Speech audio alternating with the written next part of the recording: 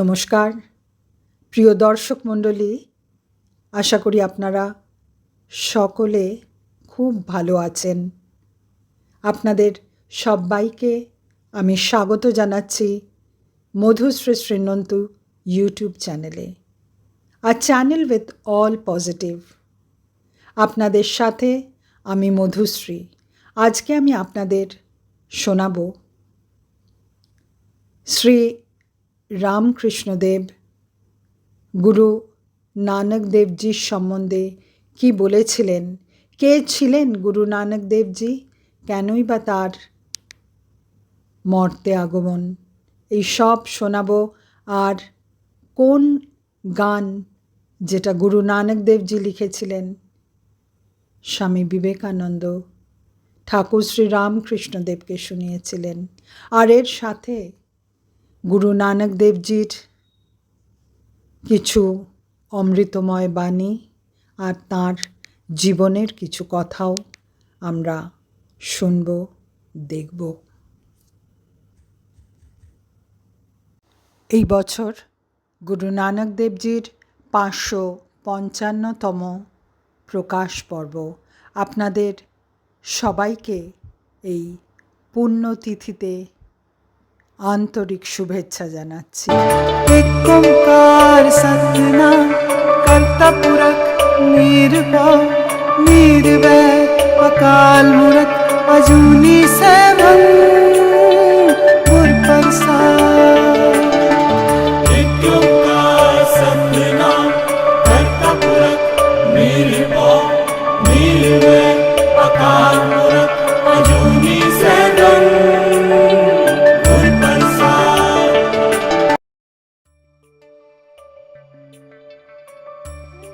আজ অমাবস্যা, শনিবার 7ই এপ্রিল 1883 সাল। বাগবাজারে শ্রীরামকৃষ্ণদেবের অন্যতম প্রধান গৃহী ভক্ত বলরাম বসুর বাড়ি। ঠাকুর ভক্তদের সঙ্গে বসে আছেন, নরেন্দ্রনাথও আছেন সেখানে। ঠাকুর বললেন, বুঝলি নরেন, কি সব সাধু সেজে শান্তি জল ছড়াচ্ছে, এসব বাপু আমার ভালো লাগে না। অভিনয় করে শান্তি জল, একজন পাপ পুরুষ সেজেছিল, ও রকম সাজাও ভালো না বাপু। নিজে পাপ করাও ভালো না, পাপের অভিনয় করাও ভালো না। ও নরেন, এরা বলছে একটু গান। আরে নরেন্দ্রনাথ ওই দিন মোট 5টি গান করেন। ধ্রুপদাঙ্গের চতুর্থ গানটি ছিল রবীন্দ্রনাথের, গগনের থালে রবিচন্দ্র দীপক জলে। এটি মূলত গুরু নানকের ভজন, গগনময় থাল রবিচন্দ্র দীপক বনে। এই গানটির অনুকরণে বাংলায় রূপান্তর।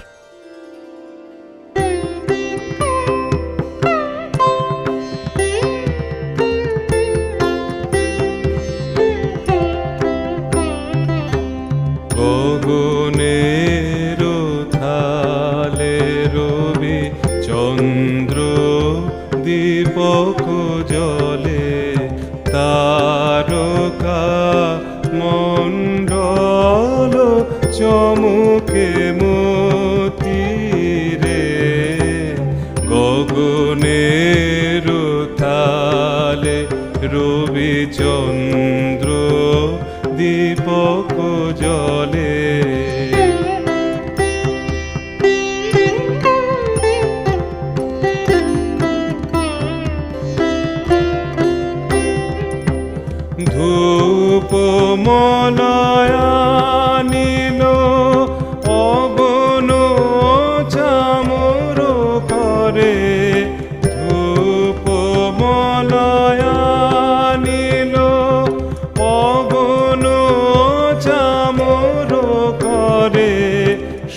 সকল বনরাজি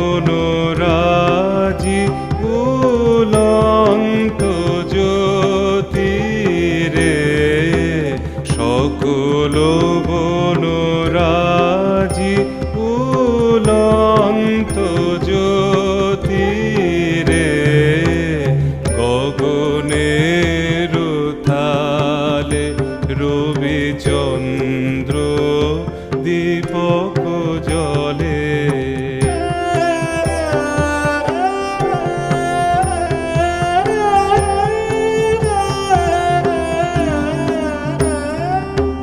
কেমন আরতি হে ভব খণ্ডন তব আরতি, অনাহত শব্দ বাজন্ত হেরি রে, কেমন আরতি হে ভব খণ্ডন তব আরতি, অনাহত শব্দ বাজন্ত হেরি রে, কেমন আরতি হে ভব খণ্ডন তব আরতি, কেমন আরতি হে ভব খণ্ডন তব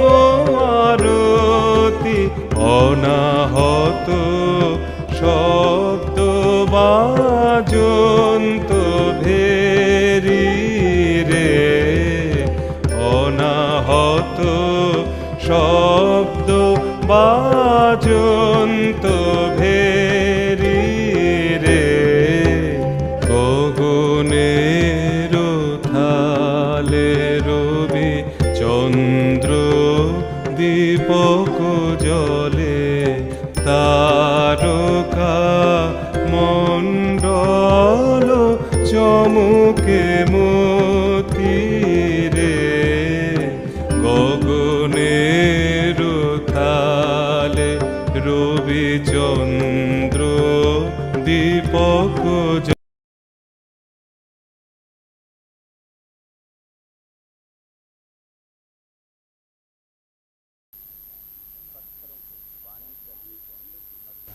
पत्थरों को पानी कर देती थी मर्दाने की रबाब, और पानी को अमृत में बदल देते थे गुरु नानक की बानी के बोल। नानक गुरु शायर की निगाह ने सारी कायनात को एक आरती की तरह देखा। उनकी निगाह में आसमान एक थाल है, सितारे उसमें भरे मोती हैं, चांद सूरज चिराग हैं, चंदन के दरख्तों से उठने वाली खुशबू धूप है। पूरी कायनात दुख दर्द का विनाश करने वाले प्रभु की आरती उतार रही है।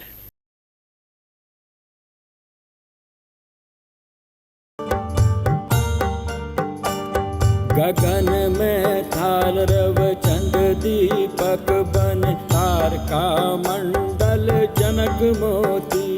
गगन में थाल रव चंद दीपक बन, तारका मंडल जनक मोती। गगन में थाल रव चंद दीपक बन, तारका मंडल जनक मोती। गगन में थाल रव चंद दीपक बन, तारका मंडल जनक मोती। धूप मल आन लो पवन चवरो कर, सगल बन राय पुरंत ज्योति। धूप मल आन लो पवन चवरो कर, सगल बन राय पुरंत ज्योति। कैसी आरती होए पव खंडना तेरी आरती, अनहता सबद वाजंत पेरी। कैसी आरती होए पव खंडना तेरी आरती, अनहता सबद वाजंत पेरी। गगन में थाल रव चंद दीपक बन, तारका मंडल जनक मोती। गगन में थाल रव चंद दीपक बन, तारका मंडल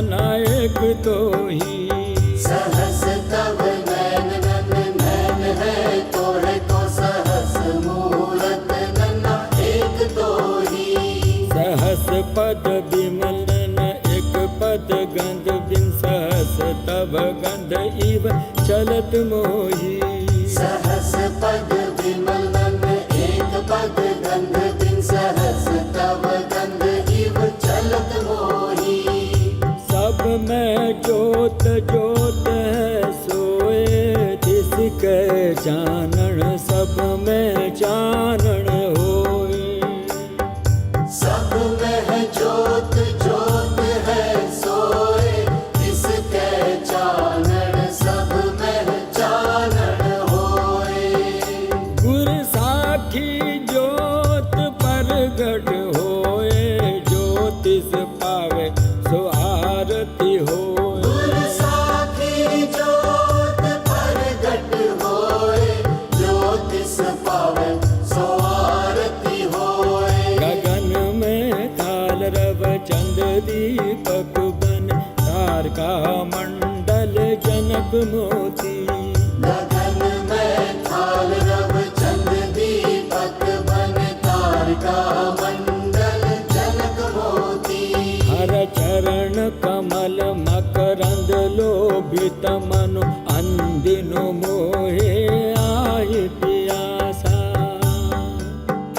हर चरण कमल मकरंद लोभित मनो अंदिनो मोहे आहि पियासा कृपा जल दे है नानक सा रंग को होए जाते तेरे नाम वासा कृपा जल दे है नानक सारिंग को होए जाते तेरे नाम वासा गगन में थाल रव चंद दीपक बन तारका मंडल जनक मोती गगन में थाल रव चंद दीपक बन तारका मंडल जनक मोती धूप मलयान लो पवन चंवरो कर सगल बन राय बुलंद ज्योति धूप मलयान लो पवन चवरो कर सगल बन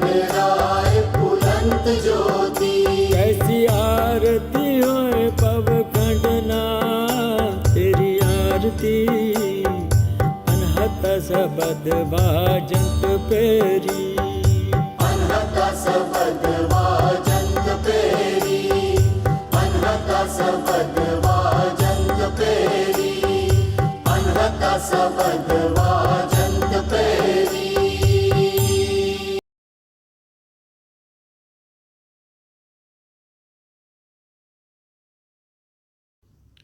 শিখদিগের 10 গুরু সম্বন্ধে ঠাকুর বলিতেন, উহারা সকলে জনক ঋষির অবতার। শিখদিগের নিকট শুনিয়াছি, রাজর্ষি জনকের মনে মুক্তি লাভ করিবার পূর্বে লোককল্যাণ সাধন করিবার কামনার উদয় হইয়াছিল এবং সেজন্য তিনি নানকাদি গোবিন্দ পর্যন্ত 10 গুরুরূপে 10 বার জন্মগ্রহণ করিয়া শিখ জাতির মধ্যে ধর্ম সংস্থাপনপূর্বক পরব্রহ্মের সহিত চিরকালের নিমিত্ত মিলিত হইয়াছিলেন। শিখদিগের ওই কথা মিথ্যা হইবার কোনো কারণ নাই।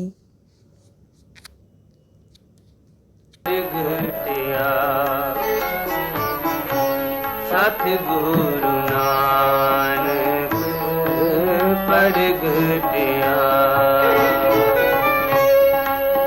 जो कर सूरज निकलिया तारे छुपे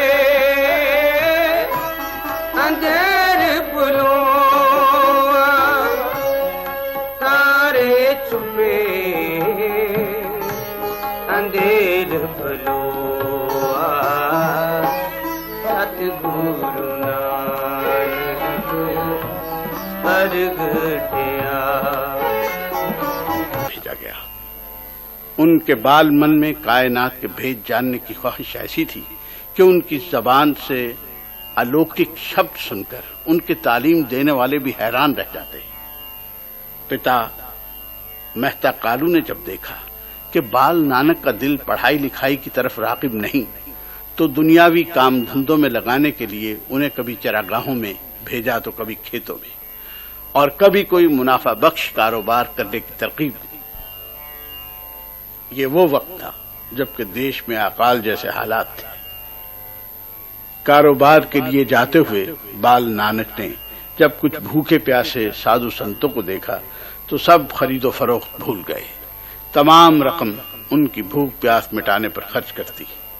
घर लौटे तो अपने नाराज बाप से कहने लगे, किसी की भूख मिटाने से बढ़कर खरा सौदा और क्या हो सकता है। दुनियावी बंधनों की गिरफ्त को और मजबूत करने के लिए छोटी उम्र में ही उनकी शादी कर दी गई। माता पिता और बहन नानकी के मजबूर करने पर गुरु नानक सुल्तानपुर लोधी के नवाब दौलत खां के यहां नौकरी करने चले आए। नौकरी क्या थी? मसलूमों और जरूरतमंदों के लिए वरदान था। वो खुलकर दान देते। पाव फटने से पहले बाबा नानक अपने साथी रबाबी भाई मर्दाना के साथ बई नदी के किनारे बैठकर उस सर्वशक्तिमान की आराधना करते। उनके अंदर एक भूख थी इस दुनिया को जानने की, एक तलाश थी दुनियादारों के हर दुख दर्द के इलाज की, एक तमन्ना थी फिजाओं में प्रेम प्यार और सच्चाई की महक बिखेरने की, एक तड़प थी उस सर्वशक्तिमान आद सच जुगात सच निर्भव निर्वैर अकाल मूरत को पा लेने की।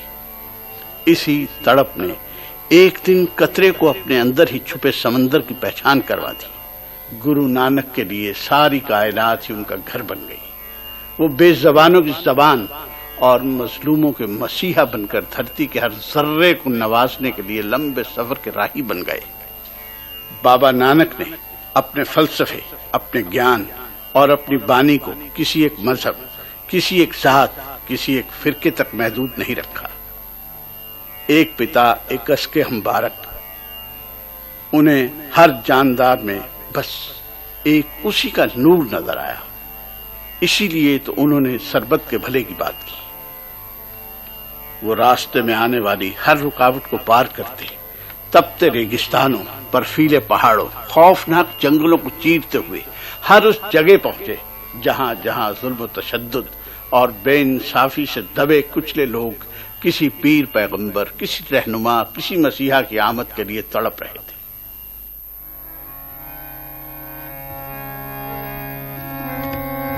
कल तारन गुरु नानक आया, कल तारन गुरु नानक आया। हमारे बीच में आए, उन्होंने जो कहा वह मानव धर्म की बात कही। उनके कथन अनुसार ना कोई हिंदू ना मुसलमान, सभी की केवल एक ही जाति है, इंसान। मानवता और इंसानियत की बात उन्होंने समझाई। एक इंसान के दूसरे इंसान के रिश्ते की बात बताई। भगवान का या खुदा का इंसान से नाता, उसके जीवन का लक्ष्य और उस लक्ष्य की प्राप्ति के लिए जीवन व्यतीत करने की सही विधि का मार्गदर्शन उन्होंने किया। सतगुरु की आवश्यकता और गुरु की पहचान, असली गुरु कौन है और शिष्य कौन है, ये भी गुरु नानक देव जी ने समझाया। उन्होंने एक नई क्रांतिकारी विचारधारा को जन्म दिया। हाँ, ये सच है कि गुरु नानक की विचारधारा पर आस्था रखने वालों को सिख कहा गया, चाहे वे हिंदू रहे हों या मुसलमान, ईसाई रहे हों या तुर्क, स्त्री हों या पुरुष, भारतीय हों या विदेशी। उनका आदेश सभी के लिए समान रहा और आज की परिस्थितियों में भी उनका संदेश उतना ही सार्थक है। गुरु जी के समय मानव अपने अपने आराध्य इष्ट के आधार पर जातिवाद, ऊंच नीच, छुआछूत और लिंग भेदभाव से भयंकर रूप में ग्रस्त थे। इसलिए उन्होंने सबसे पहली बात एक इष्ट देव की कही, एक ओंकार। एक ओंकार सतनाम, ओम शब्द बड़े प्राचीन समय से भगवान के चिंतन के लिए जपा जाता रहा है। गुरु नानक देव जी ने ओम के साथ पहले एक अंक और पीछे कार लगाकर एक नई परिभाषा दी और इस बात पर बल दिया कि ईश्वर अल्लाह केवल एक ही है जो सर्वव्यापी है और लगातार आदि काल से है और रहेगा। उसका वास्तविक नाम सत्य है। सत्य अर्थात जो है, जो सृजनहार है, जिसका किसी से न वैर है न लगाव, काल, मृत्यु या समय से ऊपर है, जौन जन्म में नहीं आता और जो स्वयंभू है, अपने आप से है। उसके मिलन या उसमें लीनता गुरु कृपा या गुरु प्रसाद से संभव है। सभी प्राणी एक ही सृजनहार के सृजे हुए होने के नाते एक पिता की अंश हैं और समान हैं। एक पिता एकस के हम बारक, तू मेरा गुरहाई। वह ईश्वर को सतगुरु कहते हैं, ज्ञान का मुख्य स्रोत मानते हैं। ज्ञान प्राप्ति या ईश्वर में लीन होने के लिए शब्द या वाणी को मानते हैं, किसी व्यक्ति को या शरीर को नहीं। उनकी मत के अनुसार शब्द गुरु, सुरत धोन चेला। परमात्मा को वह प्रेम से साहिब यानी मालिक कहते हैं और अपने आप को एक बपड़ा बेचारा सेवक कहते हैं। सभी काया, शरीर, रूप, शब्द, स्वाद, सुगंध में वही है। वही देखने वाला है और आनंदित होने वाला है, पालने वाला, मारने वाला और मुक्त करने वाला भी वही है। उनका कथन है, तीर्थ तप दया दत्त दान, जे को पावे तिल का मान, सुनिया मनिया मन कीता भाव, अंतर्गत तीर्थ मल नहाओ। जब तक मन से उसकी आराधना नहीं की जाए तब तक मन की मैल नहीं उतरी। भक्ति को भी वह किसी पूजा अर्चा या चिन्ह धारण करने का नाम नहीं देते। वह मानवीय सद्गुणों को जीवन में धारण करने पर बल देते हैं, क्योंकि सभी गुण उसका स्रोत भगवान आप है, स्वयं है, और गुणों को जीवन में उतारना उस स्रोत से जुड़ना है। उनका कहना है, सब गुण तेरे मैं ना ही कोय, विन गुण कीते भगत ना होए। श्री महला पहला। आरती गगन में थाल राव चंद, दीपक बने तारका मंडल जनक मोती, वाहिगुरु धूप मलयान लो पवन चवरो, सगल बन राय फूलंत ज्योति, कैसे आरती होए पाव खंडना तेरी आरती, अनहता शब्द वजंत पेरी, रहाओ सहस तव नैन नन सहस मूरत नना एक तो ही, सहस पद बिमल नन एक पद गंध बिन, सहस तव गंध एव चलत मोही, सब में जोत जोत है सोय, तिस दै चानन सब में चानन होए, गुर साखी जोत प्रगट होए, जो तिस पावै सो आरती होए, जो तिस भावै सो आरती होए, सो आरती होए, सो आरती होए। নমস্কার, আজ এই পর্যন্তই।